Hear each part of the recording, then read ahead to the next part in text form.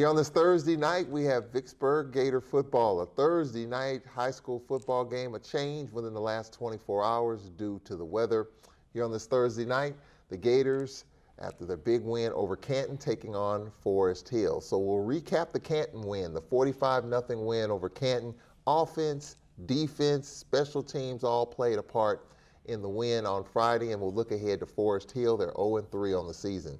We're here with head coach Todd McDaniel. Coach, congratulations once again. The first time we've had a chance to speak following that big win over Canton. And as we talked about, all three phases participated in the big win. Right. Well, you know, it's just I guess part of the process of everyone getting better, team kind of growing up. Just try to go out there and just push all the buttons and try to get all the wheels turning. And offense, defense, special teams did a great job Friday. Still made a lot of mistakes. I'm happy with the win, but we left a lot of meat on the bone. A game like what we had the previous week against Warren Central, you know this, the old adage, don't let a game beat you twice. So a game like that against your in-town rival Warren Central, it can have a lingering effect, but apparently it didn't. You know what, we harped on that Monday, you know, the kids, I really feel as though they earned their respect back in the community by playing Warren Central extremely tough. And, you know, we wanted to win. It didn't work out for us. A few things went against us, but I really feel as though those kids laid it on the line and they did what they had to do to win the football game. But that's neither here nor there. But I will say that, you know, we wanted to make sure that they had a level head, you know, because even though you didn't win, there was still a success. You know, we hadn't played Warren Central that tough over the previous 6 or 7 years, you know. So we wanted to make sure that they came out and understood that the Canton game is extremely important, even though the Warren Central rivalry is very important to the community, but this district game means more in the future than that game does, you know. So let's come out on a level head and let's play football. Did you feel like maybe last Monday or Tuesday, just a few days after that Warren Central game, did you feel like there was a lingering impact where they're still playing that Warren Central game in their mind? Because it still was talked about several days afterwards, what happened, what didn't happen. Did you get that sense, or did you feel like the team turned the page quickly? Well, you know, they're only human, because I replayed it in my head quite a few times also. Yeah. But Sunday when we started meeting and got film going, and once we finished going over our corrections with that game, you know, we decided, hey guys, this is over. You know, let's move on to Canton and let's let Canton get our main focus. Yeah. So I was happy about Monday's practice. We came out and we were focused on Canton, and it proved well for Friday.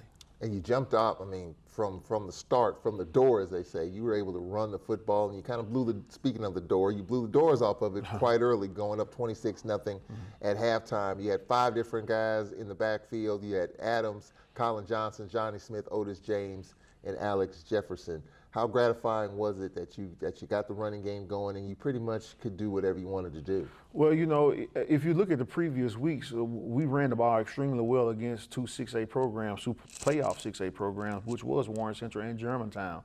And for us to get out there, and we ran for I think 366 yards on Friday night. You know, it was very fulfilling. But you know, like I said, you know, I told the kids I was happy with the win, but we weren't technique sound like we should have been. You know, getting our head across, hitting at the hip, jamming and squeezing. Like defense played lights out. You know, offensively we had a few miscues here or there, and when we run to the buzzsaw, that really good team that's not going to back down, we still got to be able to execute.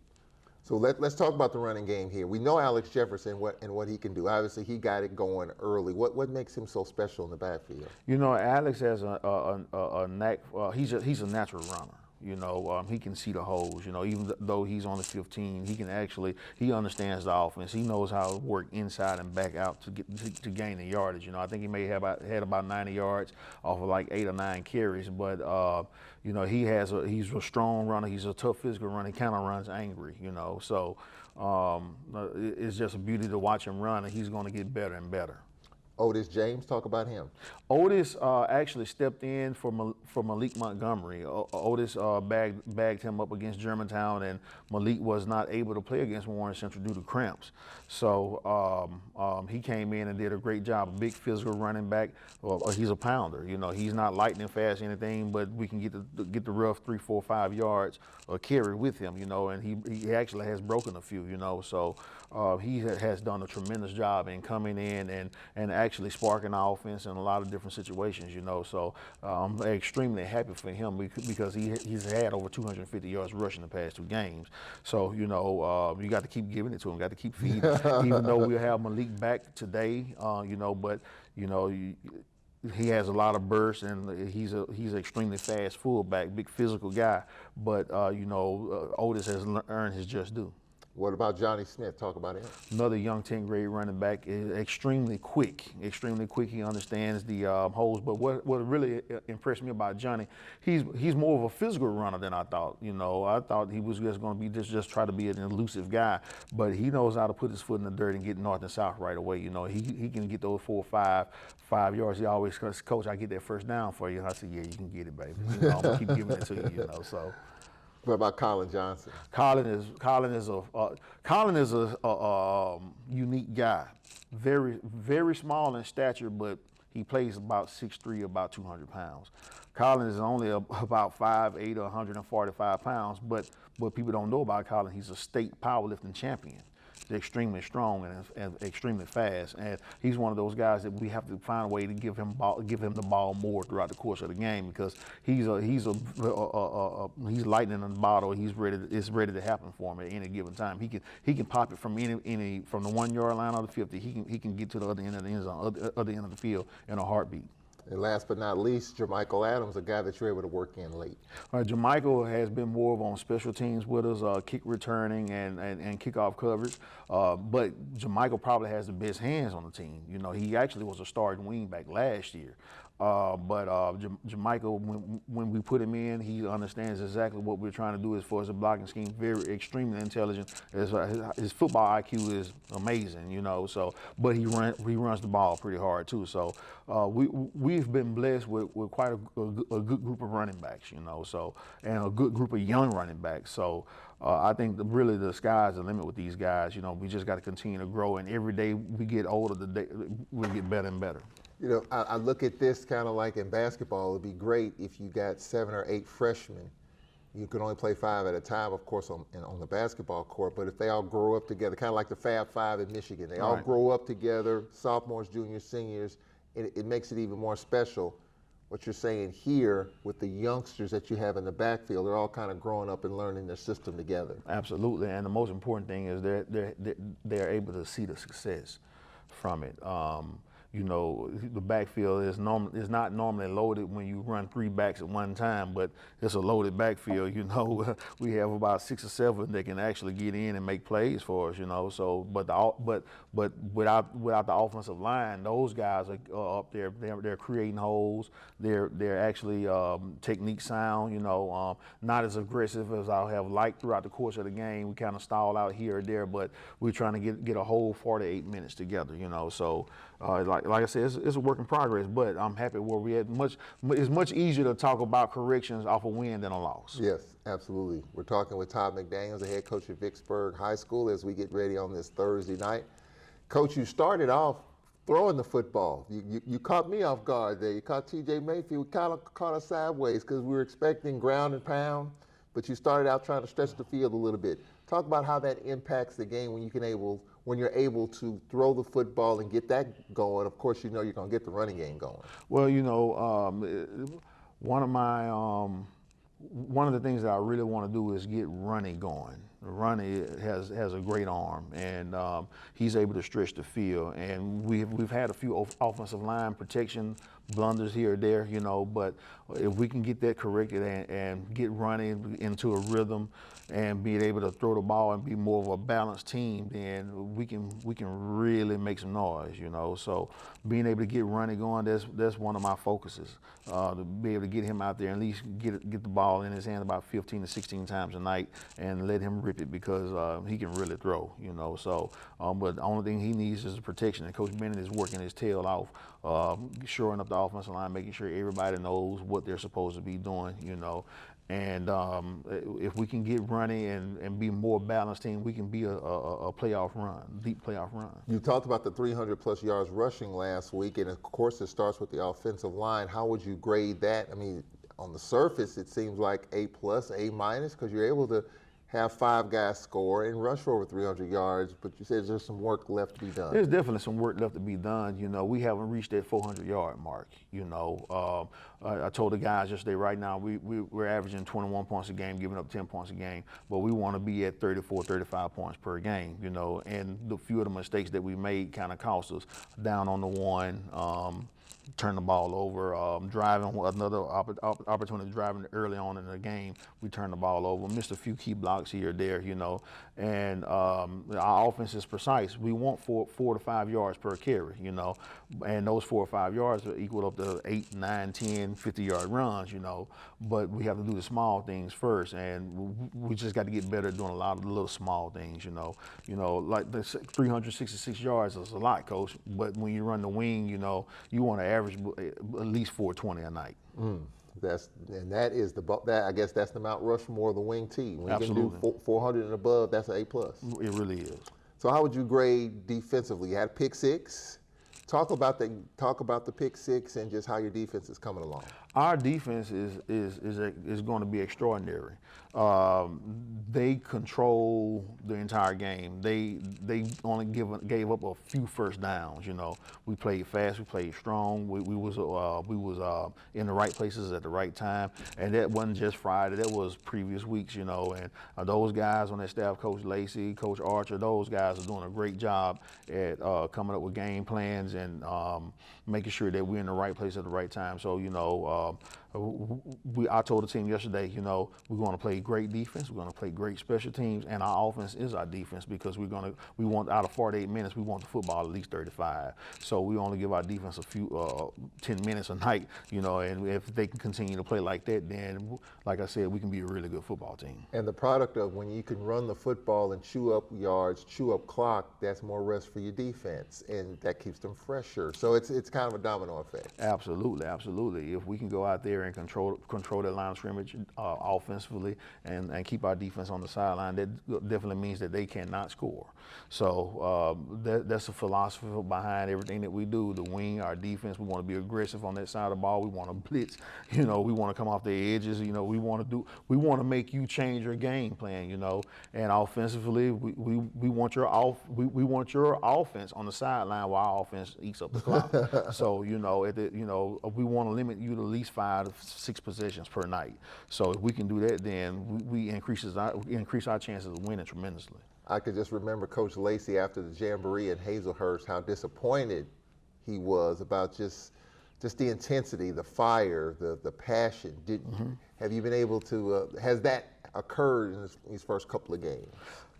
You know, this year and last year is like daylight and dark. We're so much more of a family-oriented team, you know. We want to see each other be successful. You know, every player out there wants to see the next kid score or make the tackle or make the sack or whatever the case may be. And those guys have brought the level of intent throughout, just take the Warren Central game. That level of intensity of the Warren Central night or Germantown night or Ken night matched the entire year last year. You know, so those guys they're willing to go out there and lay it on the line for each other, you know, and we can't ask for anything else. So, but the thing about it is for their intensity to grow each and every week and get better and better and be able to execute offensively, defensively, and most of all, special teams. I think we blocked like 3 punts Friday. Yeah. So, you know, we want to hone on that. We're trying to win all 3 phases of the game. Yeah.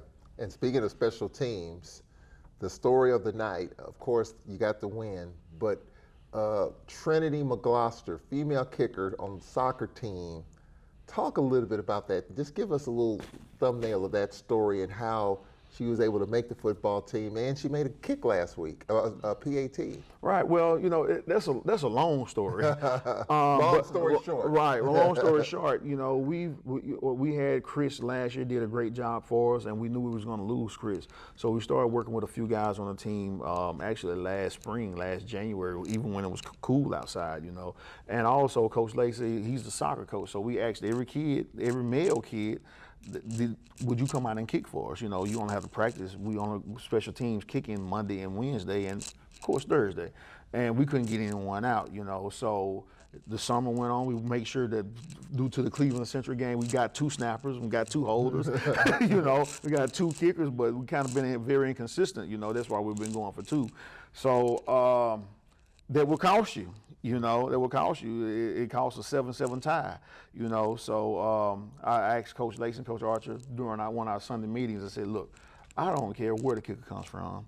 We need a kicker. And one of them said, do you mind if it's a girl? I don't care. So that evening we had a kicker, you know, and then Monday she came out and she started kicking. And it wasn't, she didn't have the power that we were looking for, but she kept kicking and got better and better. And she came out and made one Friday. And this past Monday, I saw the power of it. I mean, she was hitting it down the middle. So we're gonna keep kicking. Yeah. So I'm happy to have her. The kids happy to have her. They were happier than her parents to see that ball go through the upright. And we, you know, it was just it's a family atmosphere. You know, we all having a good time. You know. How nervous was she? You know, but we went for a few extra points. I mean, 2-point conversions. So I pulled her to the side and I asked her, do you want to kick? She said, yeah. I said, now if you're nervous, let me know. We don't have to kick. She said, I want to kick. I said, okay, let's go. So she went out there and she kicked, you know, and told the kids, hey, don't let nobody touch her. You know, I said, we got it, you know, so, but it's fun. It was fun. So now you're able to sleep a little bit better at night. A little bit better. And the thing about it is that she's a 9th grader, you know. She's just gonna get stronger and stronger. You know, yeah. I can imagine her junior year. She's not good. That's what she wants to do. You know, so she's one of the guys now. Great story. Right. I mean, we were just going crazy in the press box right. when she made that kick. The second one had the height a little bit wide, right, I believe. But you know, you just got to keep on kicking. Keep on kicking. Well, the Gators won their first district game for the first time since 2013. Sorry, Coach. Let's look at Forest Hill, 0-3. What can we expect? They have an extremely good defense. They have been in every game this year. Warren Central, Neshoba. The score with Neshoba was 14-17 with 3 minutes to go in the third quarter. They kind of unraveled in the fourth, few turnovers here or there, pick sixes or things of that nature.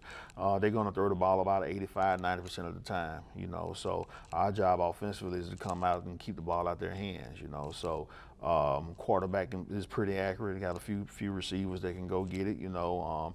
Defensive line comes off the ball really well. But still in all, though, we're going to have to counteract all that, you know, and we're going to have to bring our same level of intensity, same level of grit, and go out and execute the best way possible, and hopefully we'll come away with victory.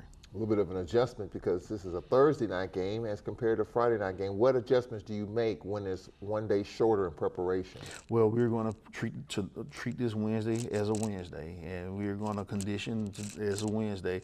We're going to go home and hydrate, and we'll come out, get in school tomorrow morning, and we're just going to continue to do what we do, you know, keep everything on the same level. I texted the guys this morning, told them it was a possibility, so it won't be, they won't be caught off guard. Text the parents, it's a possibility that this was going to happen, and it did happen. So now, you know, I got all thumbs up back. Let's play.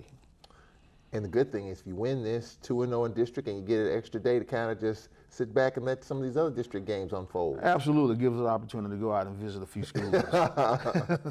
Well, Coach, we appreciate it. Let's go get them. Thank you, sir. That's head coach Todd McDaniel here on the pregame show on this Thursday. At halftime, we'll talk with Superintendent Chad Sheely in the first of a 2-part interview talking about athletics as well as academics amongst this COVID-19 environment that we're dealing with. We'll take a break.